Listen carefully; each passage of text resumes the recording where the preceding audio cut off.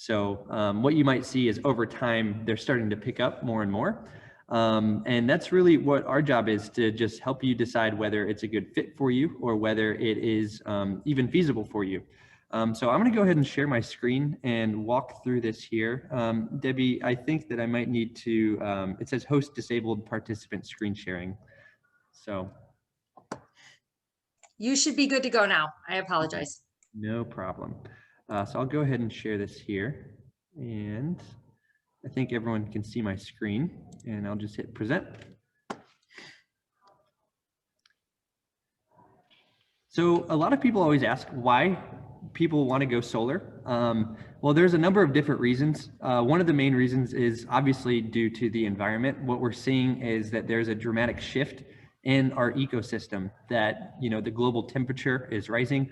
The Antarctic ice sheets are starting to melt faster and faster, which could actually create a global warming shift to where the ocean levels rise. And that's a really, it's a really big threat to our global environment at the moment. So that's why there's all these incentives put in place towards it. So right now we have a new administration that is extremely favorable towards it. Our past administration wasn't as favorable towards the renewable energy industry, so there weren't as many incentives in place. But now that we have a new administration in place, you'll probably see a lot of policies that are going into effect. And as Vanita asked earlier, there are local policies that we all need to be aware of, so that we can help reach out to our local legislators. So the first and foremost reason why all of this is happening is due to the environment. But you know, when we look at individual homeowners and individual business owners, you know, people aren't going to proactively do it unless it makes financial sense. So it is saving people a lot of money.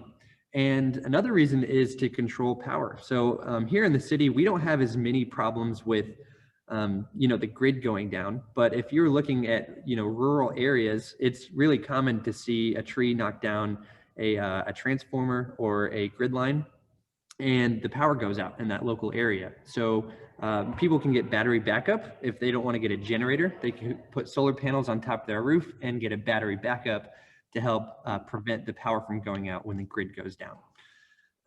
And the fourth and other reason is due to investing in the home. So when you go solar, you now have a mini power plant on top of your roof. This is actually producing power for your home or your business, and it's an equity builder for your property. So whatever the value of the solar system is, you can now sell your home at a higher value due to the power plant that's on top of your home. And it's clean and renewable versus dirty and expensive. But what's really cool is we're looking at a global shift in market share, right? So right now, Warren Buffett has just invested $16 billion into the renewable energy industry. So is Bill Gates and a lot of these really big investors, because they know that there's a really big shift on the other side of this world. Right now, the way that the grid is set up is there's a really big power plant somewhere, and that power plant produces energy to distribute out to individual homes. Well, what's about to happen is there's going to be individual power plants on individual properties that are powering up that property. So there's going to be a big shift in the grid. And right now, the people who invest in the technology early on, they tend to reap the most rewards. It's kind of like investing in Apple stock before Apple really hit the market. So there are a lot of better returns now compared to what it will be in the future when it's common for everyone to do it. So this is in regards to the federal tax credit. So what we have seen is for a period of 5 years during the Obama administration, there was a policy put in place to rebate homeowners and business owners 30% of the total system cost. So whatever the total cost of the system was, you would get 30% back on your federal tax return. And this is your income tax, not your property tax. So 30% of it would be returned on your income tax. Well, in 2020, that dropped down to 26%. In 2021, this was supposed to drop down to 22%, and then 0% for residential properties, 10% for businesses in 2022. Well, COVID, there was a big COVID stimulus that was passed, and in that was included a solar stimulus. So this actually kept the 26% for the next 2 years. So anyone who goes solar, it's not 22% like it was supposed to be. It's back up to 26%, which is a big blessing for the industry. And we were all really, really banking on that, which is a really good thing. Another thing that's good to know is that Illinois is a really fantastic market for it. You know, we might not receive as much sun as Texas or Florida. However, the rebates that are put in place are actually going to make it more cost effective for us to go solar compared to someone who is in Florida because of the amount that gets returned on your individual state level. Now, if you were to cross the border over to Indiana, unfortunately, it's not as favorable. There are no incentives for homeowners put in place. But Illinois, we have a goal to create 25% renewable energy across the grid by the year 2025. Right now, we're only on pace to hit that by 7%. So we're really far behind. So there has to be some really aggressive policies put in place and some really big investors to hit the industry to hit that goal. So Vanita, just to answer your question, I don't want to get too into the weeds on it, but last March, we were supposed to vote in a bill. Our individual state house was supposed to vote in a bill to replenish our SRECs. The SREC is a solar renewable energy credit. And what this is when you go solar, you receive a really large check in proportion to how much clean energy you produce. Well, this was a big pool of money that was put in place from taxes that are come off of your ComEd bill. Well, due to COVID, we had to postpone that back to November. And due to the election, we had to postpone it to January 21st. And on January 21st, we were supposed to vote on it, and there were too many other policies on the table for us to be able to vote on it. So unfortunately, the SREC pool has been depleted here in Illinois. So we're really hoping that in June, when the next session hits, that this will get voted back in place. So this was a really fantastic, market, but on December 20th is when the pool ended up depleting. So there's no more renewable energy credits available here in the state, but there will be soon in June. So I was telling Debbie, it's not that it's completely lost, right? We just have to maintain awareness of the market. We have to maintain awareness of the state house and reach out to our local legislators and say, hey, we really think that this is a good policy to put in place. We really want to incentivize homeowners and businesses to go solar. So I strongly recommend everyone to reach out to their local congressman, congresswoman for that. And I can answer more questions about that at the end of it. But another really important policy that is put in place in Illinois, and this isn't in every state, but it's a really favorable policy here in Illinois specifically at ComEd. It's called net metering. Has anyone here heard of net metering before? Yeah. So what net metering does is it allows you to produce extra energy in the summer. So in the summer months, the sun is higher up in the hemisphere and the days are longer compared to they are in the winter. So you're actually able to overproduce energy in the summer months. And that extra energy that you produce actually goes back to the grid and it stores it up. And you actually get to use those credits. You get to create a credit on your account. You get to use those credits in the winter months. So, I get a lot of questions saying, well, what happens in the winter or at night whenever the sun goes down? Am I going to run out of power? Is my refrigerator going to stop working? Or my lights going to turn out? And thankfully, the answer to that is no, due to the net metering policy that's put in place.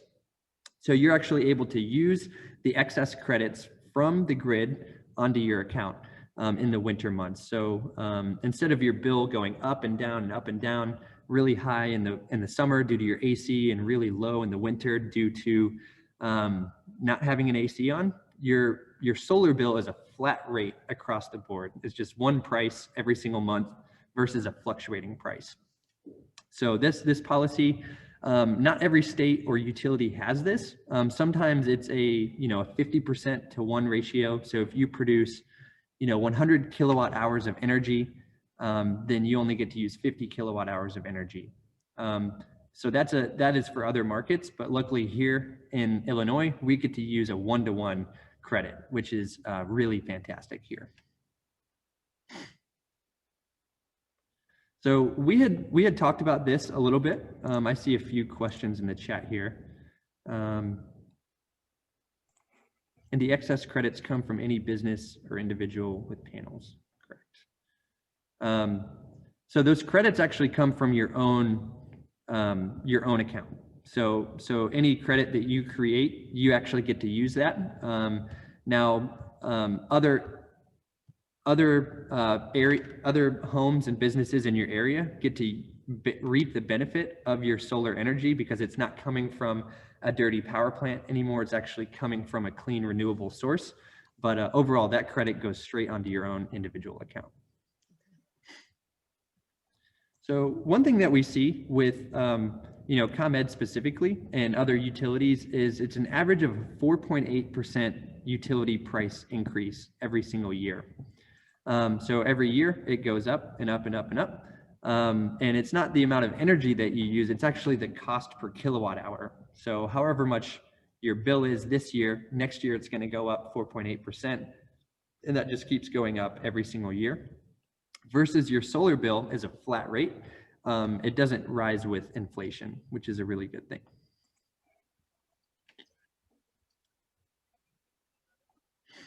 So this is really important for homeowners and businesses to understand that it's actually really easy to go solar financially. One of the main questions that we get is how much do I have to pay upfront to go solar? Well, it's really easy because you don't pay anything upfront. You actually pay $0 upfront. And you end up picking up a solar financing option, and there are a lot of different solar financing options. So you want to make sure you're working with a company that's going to ask you how you want to finance it, because sometimes there's only one option that they offer, and oftentimes that option might not be the best for you. So you want to be able to look at all of your options and say, option A is the best for me. I would like to use that. So it's $0 up front, and it's oftentimes cheaper than what your current electric bill is. So if your average electric bill is $100, then your solar bill should be cheaper. It should be around $70 to $80 per month on average. So one of the main options is called a PPA or a lease. A lease is where you don't actually own the solar panels. A big financing company actually purchases the panels for you, and you just allow the solar panels to go up on your roof, and you purchase the power from the panels. So you don't own it, but you purchase the power from the panels, and it's at a cheaper rate. So instead of spending like 15 cents per kilowatt hour, you can spend 10 cents per kilowatt hour at a cheaper rate, and it's all covered under warranties. So this little red line here is what your electric bill would be over the years. So year one, it might be $75, but it goes up 4.8% each year. With a lease, one of the options is a 2.9% escalator, and it just goes up slightly each year. There are other options where it's a flat rate, but it's more expensive upfront. Now, the option that's actually the best for homes and businesses is the ownership model, because you get to claim the tax credit and you get to claim the state credit as well. So with the lease, the solar financing company actually gets to claim the credits. With the ownership model, you get to claim the credits yourself. So you save more money over time. So it's actually a flat rate over time, and then it drops down to a few dollars. It's about $16 to remain on the grid. You don't completely wipe out your electric bill. There's a small $16 net metering charge, just so you can remain connected to the grid and you don't lose power whenever it's dark out. But overall, your price will be cheaper every single month. And once it's paid off, it drops down to $16. And you can see the average savings down here. It varies greatly depending on how many solar panels you have. The more solar panels you have, the more money you save, actually, because it's a cheaper cost per kilowatt hour. So I don't want to dive too into the weeds on this. We could probably talk 3 hours about it, but if you have individual questions, we can dive more into it. But the solar process is also really easy. You know, oftentimes whenever you end up getting a home upgrade or a home improvement process, you have to do a lot of the permitting process. You have to do a lot of the hiring and firing contractors, and it's a big nightmare sometimes. So that's really what we help with. I would come in and help survey the home, make sure it's a good fit. You want to make sure that the roof is stable. We wouldn't be able to put solar panels on a roof that's not stable or has too much, you know, too many years of wear and tear on it. Unfortunately, it wouldn't qualify for the roof warranty. And then you also want to make sure that the electrical system is updated, things like that. So we come in and make sure that it's a qualified home. And then we send the final design to you. And then we do all of the permitting. We do the install, the inspection, and connecting it to the grid. You know, there are some companies out there who will end up, you know, leaving this to fall on the homeowner or the business owner, and it's just a big headache. So you really want to make sure you're hiring the right crew to be able to take care of the entire process for you. On average, it takes about 90 days from the point of signing the agreement to actually getting the panels up on your roof and you saving money. But due to the process being more efficient now, the average timeline is 58 days. So it's getting to be a lot faster. But I do have a quick pop quiz for everyone. So we had talked about the roof not qualifying, and like not every home qualifies. So I'd say 3 out of the 4 projects that we work on end up not working out for the homeowner, just because we want to make financial sense. If it doesn't make financial sense, there's not really a great reason to do it unless you just want to, you know, save the environment. So 1, the roof can't be older than 10 years. You have to have a 650 credit score or above to get approved for the financing. The roof should be south facing.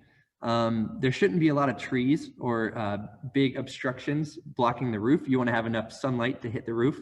And you should own the home as well. If you're renting, you unfortunately don't qualify for it. So we run into a lot of these scenarios where people don't qualify for it. But if you were looking at a home, which home would you approve for a solar project here?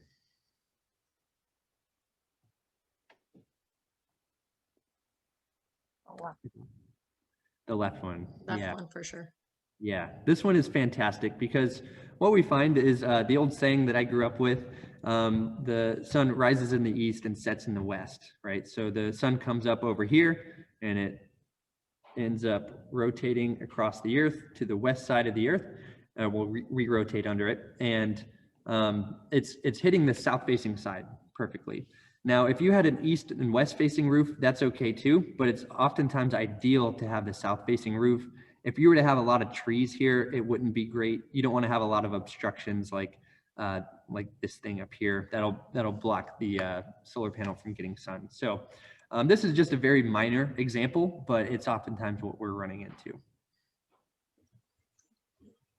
So yeah, I'm going to go ahead and open it up to questions. So that way we can help it make it more of a conversation style instead of me talking at you guys. Ask the question.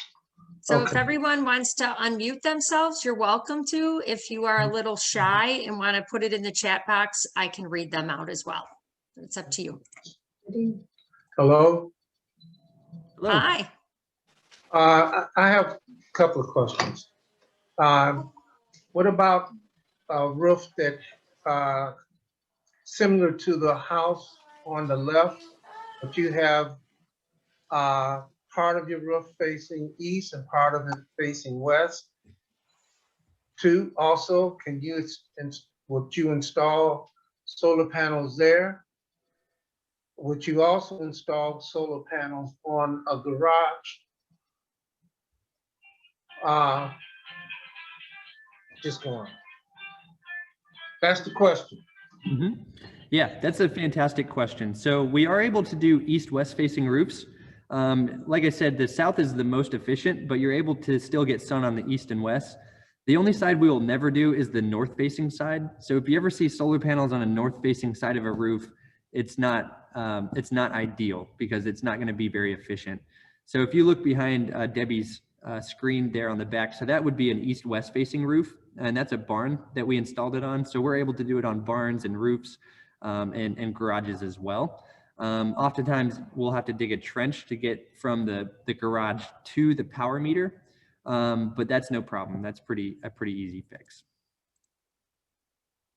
Are solar panels ever put, like, so for say large farming or growing production areas, are they ever set up that they're not on a rooftop, but maybe on open space that obviously has connection to power?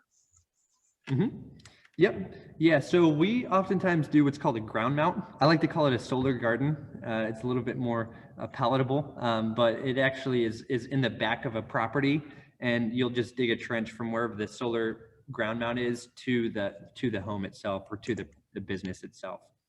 Now, if you were to have a really big solar farm where it's multiple acres, that's a little bit different. That would be called a community solar project, and there's only about 200 of those in Illinois itself. So those have to get approved, and it's a pretty lengthy process to get those approved. Okay. Thank you. Yep. It looks like we have a question in the chat. Does it matter if the roof is flat? Marie asked. Good question. So there are some contractors who are not able to do flat roofs. We are able to do flat roofs. You just want to make sure you get enough sunlight up there. But yeah, it's pretty easy to put it up onto a flat roof. We have another question from Kurt. We are in an older home with 100 amp service and considering upgrading to 200 amp. Is that necessary for going solar? Yeah, that is a necessary upgrade, the 200 amp. So we call that a main service panel upgrade, and we're able to do that as well. It's a little bit of an extra cost, but you roll that into the total cost of the system and split it up over 20 years. So instead of paying for that out of pocket and upfront, we'd recommend you roll that into the solar financing, and you're able to claim the tax credit for that, which is great. I do have another question. Do you find that the permitting process is a longer or more difficult for a business versus a homeowner? Or is it pretty much the same depending on what city or township you live in? Yeah, that's a fantastic question. So the permitting process is more strict with businesses because oftentimes the savings are a lot bigger because there's more solar panels involved on a larger structure. So they want to make sure that people aren't taking advantage of like tax breaks illegally. So the process is a little bit more lengthy, but that's something that we help take care of, and the burden doesn't fall on the business owner. But it is also a really good option for businesses as well. Wonderful. And like you said, it does vary greatly depending on the jurisdiction. There are some jurisdictions that'll approve it in like 5 days and some take 90 days. So it just depends. Okay. We do have another question. This one is from Bob. What is the lifespan of a solar panel? Really good question. Yeah, that's a great question. So solar panels will typically last around 40 to 50 years, but we do put a 25-year warranty on it. So like a refrigerator, it's going to last a really long time, but you want to make sure that you get the panels with the best warranty. So the best in the industry is going to be a 25-year warranty across the board. I do have another question.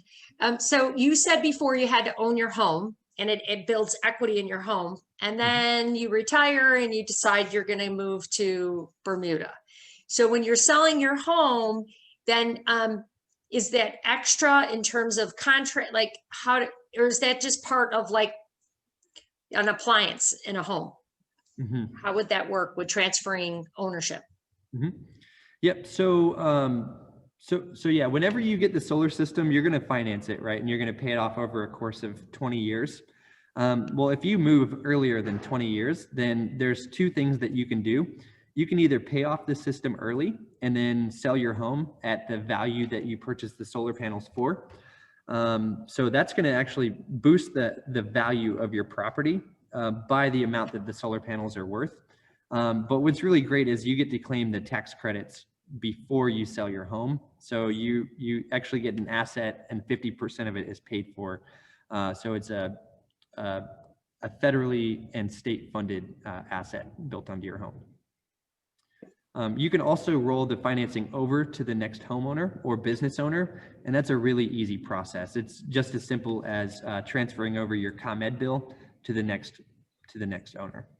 Okay, we do have another question. What type of panels do you use and how efficient are they? Great question. So we use a few different panels depending on the customer. So we typically ask a series of questions to make sure that we're getting the right fit. Like I said, some companies will only offer one option, but we want to offer all of them and get the right fit for you.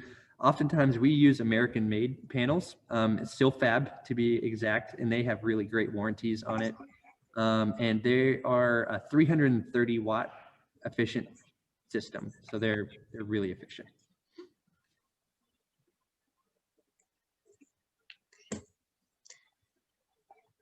All right. Anyone else? Any other questions? Are you familiar with Sovonics out of Detroit? Unfortunately, I'm not familiar with them, but I could always do research and. They may have changed their name. I'm trying to think of the person, Sololinsky or something. But they do a solar panel that is on, I want to say sheet metal. And it's flexible, lightweight. This was 20 years ago, by the way. So, no, 30 years ago. So I'm not sure if they're still in business. Well, they should still be in business, but it's the kind of panel that if you took a machine gun to it and you shot it, it would still be able to produce electricity. Wow. But you're not familiar with them? No, I'm not familiar with them, unfortunately. We try to maintain the market demand. So right now, the best type of solar panels we have are the black on black panels. Are they glass? 50 pounds per panel. So yeah, they're nice and hefty. So we want to make sure that the roofs qualify. So that's why we make sure we go out to the roof and check it out. But I haven't heard of them, unfortunately. But you should check into Sovonics. You should check into them because they did make a lightweight panel. And when we were dealing with them, they actually was shrinking the size of their panels because they were becoming more energy efficient.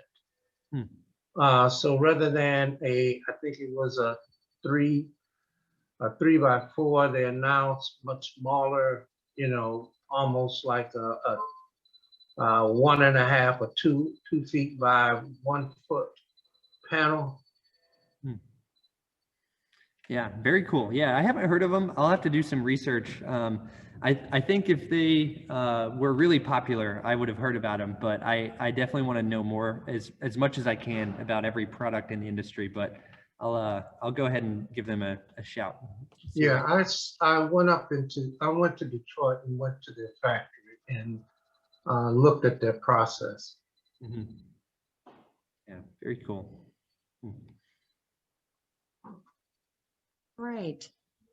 So a couple of people had asked or put a question towards me, and yes, right now we have Renner's information is in front of you, and you can reach him at that phone number, 812-241-3459, or rwinston@atlassolaradvisors.com. And yes, I will be forwarding his presentation over to you, along with a feedback survey that Renner and I discussed a little bit later today, or else by tomorrow morning. But you are free to contact Renner, and certainly hope that you do if you have other questions. Does anyone have any final questions? Okay. Okay, then I would like to, on behalf of the Cook County Farm Bureau and the members and the folks who had to leave us here today, thank you so much, Renner, for being here and educating us a little bit better on solar and going solar in the future. And thank you all for taking time out during your busy work day, home day, to be here with us. If you have any questions, go ahead and email me and look for that information in your email by tomorrow morning. Okay, thank you. Stay safe in the snow. See See you guys. It was Thank great- you. Thank you.